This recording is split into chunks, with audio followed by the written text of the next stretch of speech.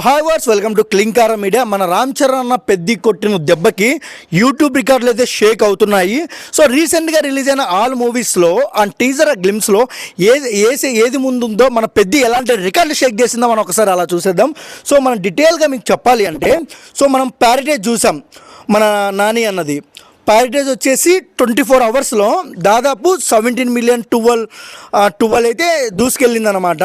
So పుష్పాది rule 20.45 మిలియన్తో అయితే దూసుకెళ్ళింది.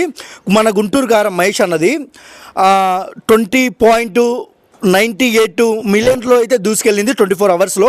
And Devara 26-17 మిలియన్లో అయితే దూసుకెళ్ళింది 24 hours మన ఎన్టీఆర్ అన్నది.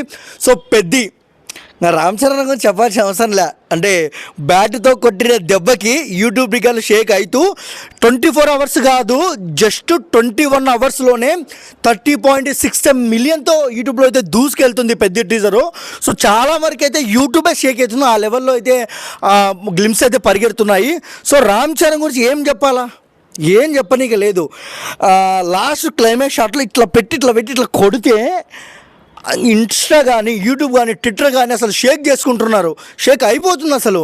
అంటే అసలు ఇంకా క్రికెట్లో కూడా ఇలాంటి షాట్ చెయ్యాలి, ఇలా షాట్ పడితే ట్రెండింగ్ అవుతారు అనే విధంగా అయితే ఉందన్నమాట. ఇప్పుడు చరణ్ అన్న గురించి అంటే లాస్ట్ సినిమా మన చరణ్ అన్నది గేమ్ చేంజర్తో డిసప్పాయింట్ అయిన ఆడియన్స్కి అండ్ మెగా ఫ్యాన్స్కి ఇదైతే న్యూ ఫ్రెష్ లుక్తో అయితే ఉందన్నమాట. సో ఎట్టకేలకి బుచ్చిబాబు గారికి మన మెగా ఫ్యాన్స్ అంతా దండేసి దండం పెట్టిన తప్పువే. ఎందుకంటే మనం జై కొట్టి కాలర్ ఎగిరేసే విధంగా అయితే ఆ గ్లిమ్స్ అయితే ఉన్నాయన్నమాట.